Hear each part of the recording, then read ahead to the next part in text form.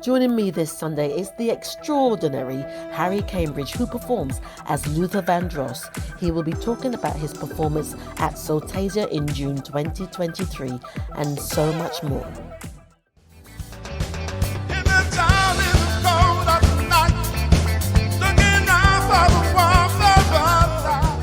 I let me go anywhere you take me. So amazing to be loved. I'd follow to the moon in the sky above.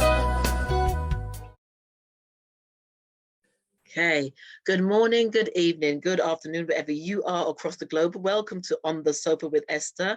It's my privilege to talk to Harry Cambridge. The Luther Vandross, I would say, of the world, the Luther Vandross. No, I saw you perform 2 years ago, and when you opened your mouth, I was like, wow.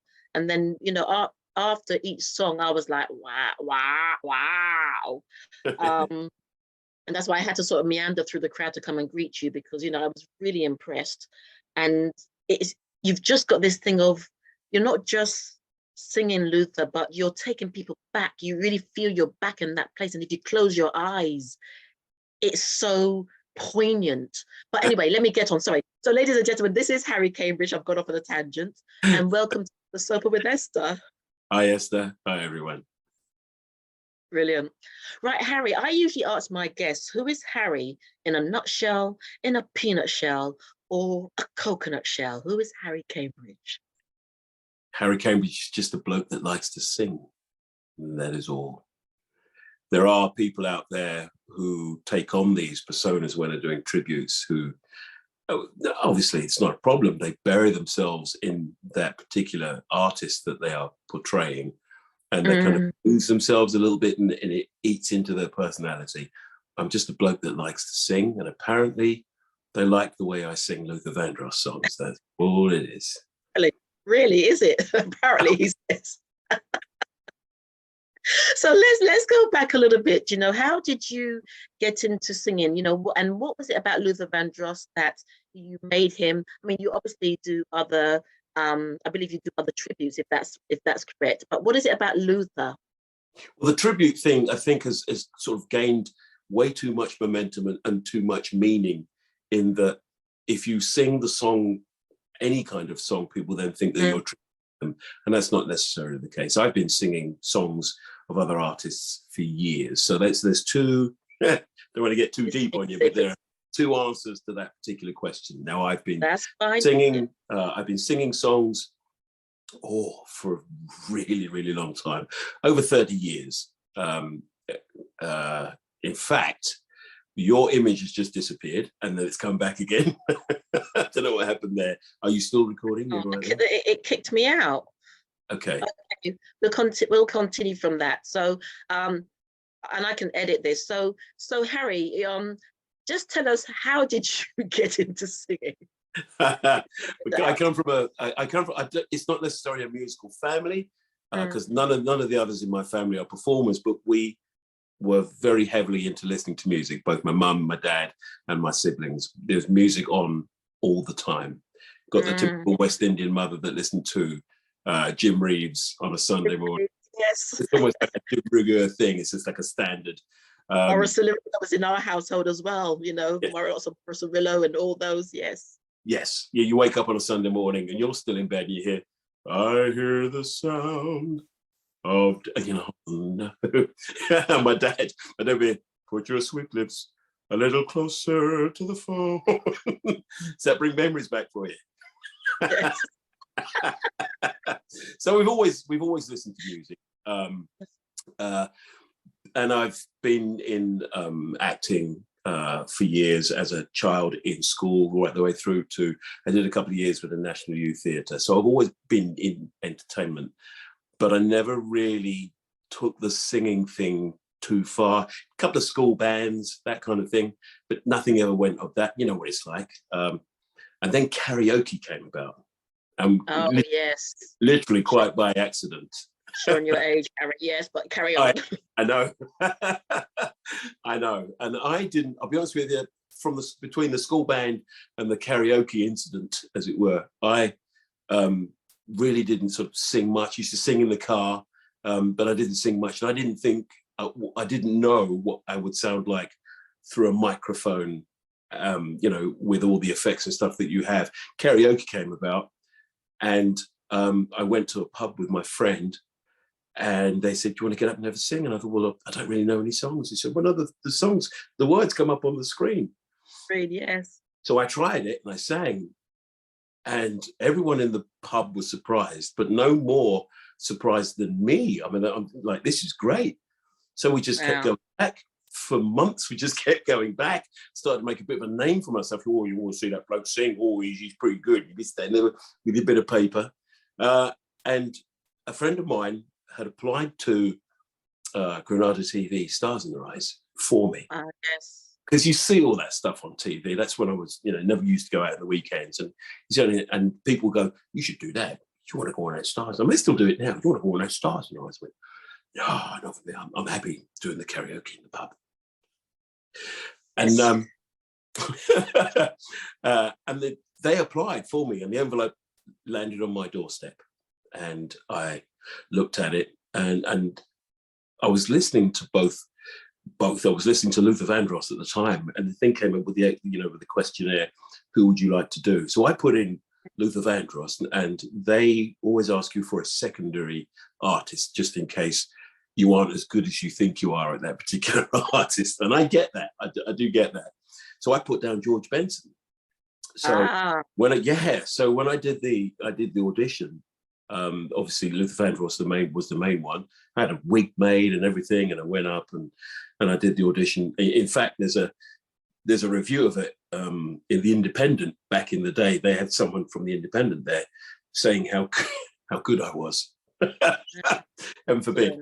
So yeah, I did the show, and they liked it so much that they asked me to go back and do a second show. To do a special. Unfortunately, I mean, it's not a competition, but I wasn't as popular as the person that won my heat, and she went on to win the entire series. So she was in Alison Moyet. So obviously, you know, it's whatever's popular. Yeah, I mean, don't get me wrong, we're really good friends and have been since then.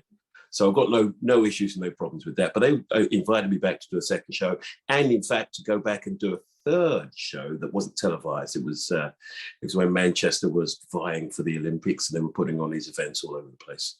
So I did that, and it kind of just went on from there. You then go on the circuit with all these. We pretty much started. I think Stars and I started the tribute circuit here in the UK, and all these pubs, clubs, and bars were going, "We've got someone in. He sings like David Essex and whatever." Because Luther Vandross, not that popular, but I did really well with it. So I was doing a set of Luther songs, you know, the four that people know, and then doing just a whole bunch of soul and Motown covers, and I've been doing that ever since. Excellent. And what do you feel? I mean, I know this might be a hard question to answer. It may not be actually, but what do you feel is unique about you? Because there's something unique about each and every one of us. So what do you feel? Because you don't just sing the Luther Vandross songs. You've got personality behind it. You've got everybody has something.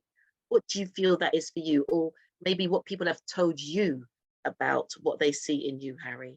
It is just that. It's the personality that I bring to the show, and I make a point of doing that, because there are, once again, going back to a lot of these artists, and again, I have no problem with it, but a lot of these people, they take it so seriously that they're putting on accents and scripting their stuff, where Luther Vandross, and I need people to understand this, and I always say this in my shows, Luther Vandross has some serious big shoes to fill. Seriously big shoes to fill. And I would never, ever hope, ever, to even match this man. But apparently I sing songs so well that people like the way that I sing them. So I go on and I sing the songs, and when the song is finished, I'm just Harry. In fact, I'm Harry anyway. Yes. Yeah, you know what I mean? And I think that's what makes me unique, in that I have no thing about being Luther Vandross, and when I'm doing when I'm not working with band and I'm doing PAs and stuff, people are doing this Harry Cambridge as, and I say no, I'm not as Luther Vandross. I sing the songs of Luther Vandross, and I need people to know that, because there's a lot of people are going, oh, you can't sing Luther. So I don't intend to sing like Luther. I just sing the songs the way the songs were sung before, or I try to get it as close as possible. And it seems to work, because there's a lot of people there saying that, oh my goodness, Luther's in the room and blah, blah, blah. And that's nice. If anything, if anyone says that you sound like Luther Vandross, that's a massive compliment, because we know how wonderful that man's voice was.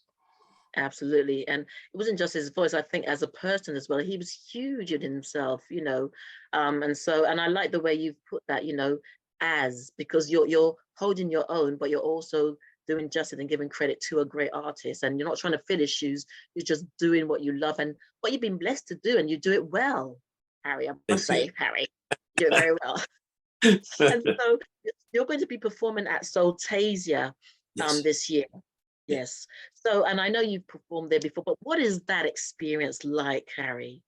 Oh, well, that's the biggest compliment anyone could pay someone like myself, who spent 30 years as a firefighter, sitting there watching these stars going through life, actually going to places and dancing to their records and dancing to their music. And then all of a sudden, you're sharing the same venue with them, and you get to meet them. And they're all fabulous people. They're all really, really generously fabulous. And they don't, well, I don't think they do, but they don't look down on me as, who's this? So love Soultasia. Great audiences as well. Excellent. And so what's coming up in 2023 for you, Harry? More of the same. We have more shows. The show seems to be popular and more popular and more popular. We're getting huge audiences. We recently did Milton Keynes last week. On a Tuesday night, we managed to fill it to capacity, 1,400 people on a Tuesday. Whoa. That's a school night. I mean, we're achieving numbers like that anyway, but even now, I mean, we did the new Wimbledon Theatre a couple of years ago. I think that's a 1,700 cap on a Monday night. We filled that. It's selling out. It sells out everywhere. And I know there's a lot of people sitting there going, but this man, he's not Luther. How can he be singing these Luther songs? Well, people are coming in their thousands. So somebody is, mistaken. Someone's not getting it right, because we are obviously doing the right thing. But I think there's lots of different things in that. Firstly, people still love old school. Luther is classified as old school, but very then much. Also Luther. And then people would always say something, as we know, Harry. But the thing is, haters are gonna hate. That's right. But the thing is, you're doing what you love. You're not trying to be Luther. You're just doing something you love, and you've just chosen that you are singing Luther's songs, and you sing it very well. And like I said, when I saw you, I really felt, I was taken back. I'm like, dang, I felt like an owl swiveling my head, because I'm almost like, that ain't Luther, but it sounds like Luther, but it sounds good. And so it's about reminiscence. It's about that poignancy. So they will always be, but you're doing a fantastic, and there's no way, like you said, on a school night, that a venue is going to be filled out if you aren't good. People are not really going to come along to see you if you're not that good anyway. So, I really take my hat off to you, and wishing you all the best for the rest of the year. And you just strike me as somebody who's just quite easygoing. You do what you got to do, and you're enjoying it. And before we wind down, Harry, for those people who are sitting on the sidelines thinking, I'd like to do this, I'd like to do something with my life, but they're not quite on the pitch, what would you say to them, Harry? Try it. Go for it. Come out of your comfort zone. If it's too uncomfortable, then fine. But you aren't going to gain anything by sitting back and watching and wishing. You need to go do it. Sometimes it's going to be painful. Sometimes it might even be costly. But if you don't try it, you're never going to achieve it. Excellent. So then, do you think, I want to be a superhero, Harry? I've always had dreams about being a superhero. You got to stay within the realms of reality. All this flying and being able to see through walls and stuff. That's And until there's a super drug for that, it's not going to happen. Maybe go for something a little easier, like a multi-millionairess. Oh, I'm on my way there. You know, maybe I'll be at the hit. But ladies and gents, I'm talking to Harry Cambridge. He's going to be at Soultasia. Is the first one June for you? Is the first performance going to be June? June 10th, I believe. Yes. That's right, and that's going to be in Malden. So look out for Harry Cambridge performing at Soultasia on June the 10th in Cambridge, and I will see you there, Harry. And it's been an absolute pleasure. And thank you for your time. Right, thank you very much. Thank you. All right. Thank you. Bye. Bye-bye. How many kisses, guys? Never too much. Yeah. Said I just don't want to stop. Oh, hey, love is just stop and get out your heart. What I got.